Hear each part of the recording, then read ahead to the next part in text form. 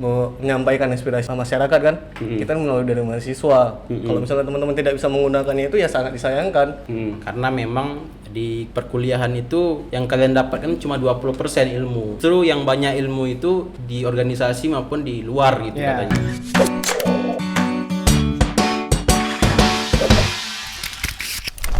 Peran mahasiswa yang sebenarnya itu apa?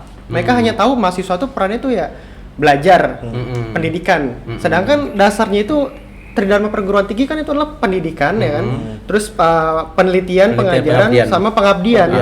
Kalau kalian hanya pendidikan saja, ya itu bukan mahasiswa namanya kan, itu siswa biasa. Siswa biasa. Makanya banyak yang belum terbuka akan hal ini. Mungkin banyak juga teman-teman di luar sana yang nggak tahu apa itu Tridharma Perguruan Tinggi gitu kan.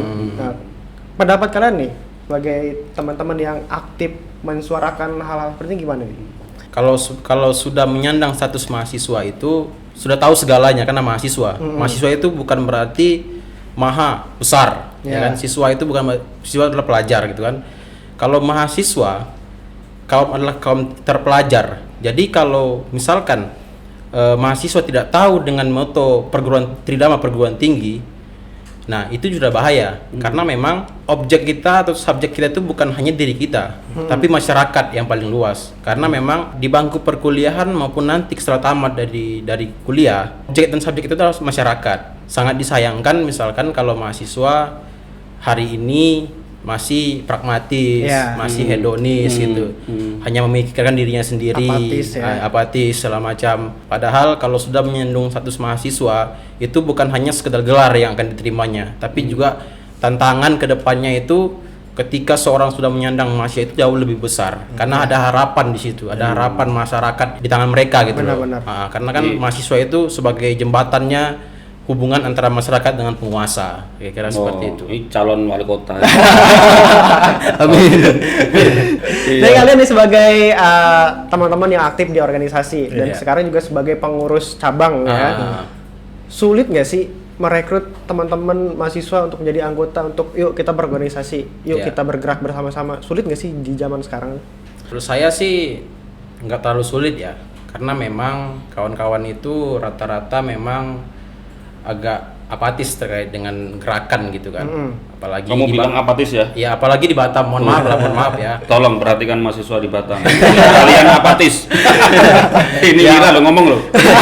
Ya apalagi ya memang di era globalisasi ini kita harus menuntut bagaimana caranya teknologi itu tidak bisa kita jauhkan. Jadi sebenarnya kalau metode yang kami lakukan dalam proses pengangkatan kader, kami lebih mendekatinya secara persuasif dulu bang. Sebelum kami datang ke fakultasnya atau ke kampus, kami lebih ke persuasifnya dulu. Kami ngajak orang yang ibaratnya ketua gengnya lah, ketua gengnya, karena memang dengan kita mengajak ketua gengnya, maka kawan-kawannya juga akan tertarik juga pengen gabung gitu loh. Jangan-jangan ini yang salah, Wir. Menurutku ya, kamu yang kamu pegang ketua gengnya. Sorry tadi mungkin nanti saya bisa bantu jawab. Karena ya mungkin ya aku dulu waktu aku di BEM saja, ini Badan Eksekutif Mahasiswa, itu pun kita ngerekrut sulit karena identik kalau BEM, apalagi organisasi sekarang, organisasi mahasiswa eksternal itu identik dengan turun ke jalan. Jangan-jangan itu yang branding atau image teman-teman yang akhirnya teman-teman mahasiswa yang lain itu jadi akhirnya apatis dengan organisasi itu. Jangan-jangan ya, apalagi ketika kalian merekrutnya mungkin ketua gengnya gitu. Kenapa nggak orang yang paling pintar di situ, yang IPK paling tinggi kamu rekrut gitu kan? Dia jadi influencer kan? Ya kalau berbicara ketua gengnya berarti dia sudah ibaratnya pinter lah bang, udah pinter, udah lebih memahami lah karakter kawan-kawan yang lain bukan, gitu kan. Bukan geng yang paling bukan geng-geng bandar bang. Bukan geng-geng bandel, bukan. Tapi lebih ke orang-orang yang mungkin sudah ibaratkan secara pemikirannya sudah aktif gitu loh, aktif di kampus misalnya begitu. Jadi sebenarnya kawan-kawan itu melihat organisasi eksternal ini lebih identik dengan demo gitu, demonstrasi. Iya, gitu kan. iya kan? Benar.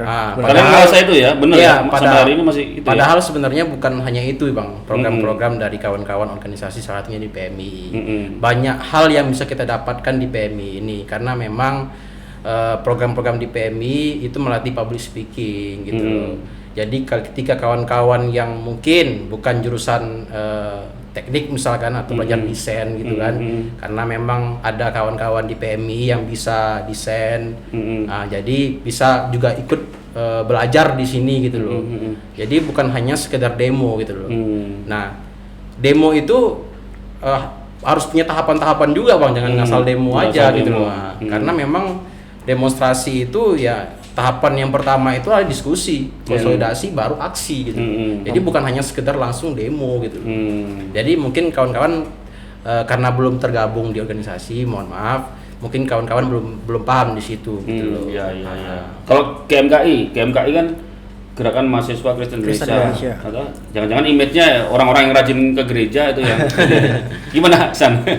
Ya, Gimana menarik kalau rintangan sih teman-teman Bang anggota mahasiswa itu? dalam mengkader ya, mungkin agak sulit memang Bang ya, karena Sulit di ya, Batam ini juga ini sulit ya. ya banyak pekerja, ya sibuk lah dengan dunia pekerjaan sendiri kan. Mungkin mereka tuh kuliah cuman karena ingin naik level Bang di pekerjaan di ya kan. pekerjaan Iya, ya. kalau di Batam memang karena banyak mahasiswa yang sambil Yang kerja. bekerja, ya. Kalau di Jawa banyak hanya mahasiswa aja. Iya benar Bang. Jadi kalau sampai banyak kerja ya. di Sumatera sama Jawa mungkin mereka lebih enak buat kaderisasi. Fokus ke organisasi. Jadi kalau di Batam ini memang agak sulit lah Bang. Kita betul-betul survive lah dibuat untuk mencari kader-kader yang siap untuk bergabung dengan GMKI Bang. Jadi mungkin kalau triknya sama juga seperti teman-teman dari PMI kan. Ya mungkin kita masuk di lingkaran teman-teman itu kan, kita coba sama-sama diskusi apa segala macam, baru kita ajak mereka ke GMKI. Apa sebetulnya tujuan dari gerakan nih? Apakah sekedar kontrol terhadap kekuasaan? Apa yang hendak dikontrol? Lalu moral pejabat publik atau moral kekuasaan? Atau kedua-duanya nih? Terus apa nih menjadi dasar pembenar dari sikap moral atau politik mahasiswa? Apakah sekedar normatif saja? Ataukah ada dasar yang lain gitu? Kalau misalnya di GMKI Bang ya, kita kan berharap punya visi misi untuk mempunyai keadilan di masyarakat, kemakmuran masyarakat. Kita lebih mengutamakanlah masyarakat, bagaimana masyarakat ini akan makmur dan juga tidak tertindas Bang. Yang dikatakan seperti itu kan Bang.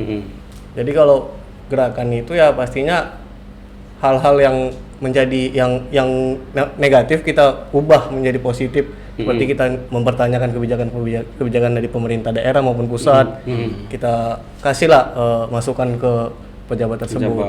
Mungkin dari lakukan aspirasi seperti demonstrasi, mungkin sama juga mungkin RDP gitu Bang, kita suratilah teman-teman instansi untuk melakukan RDP buat kajian kembali. Ya seperti itu sih. Jadi turun ke jalan itu pilihan terakhir ya? Iya, terakhir. Itu bagian dari fungsi tadi apa? Kontrol teman-teman gerakan mahasiswa ini ya, kontrol sosial. Ya. Mungkin Wira bisa nambahin. Ya. Apa misalkan tuh apa? Moral pejabat publik atau moral Apakah kekuasaan? sekedar kontrol terhadap kekuasaan aja? Ataukah ada hal-hal lain juga yang diperjuangkan? Atau hanya sekedar normatif saja nih? Gimana Bir? Ya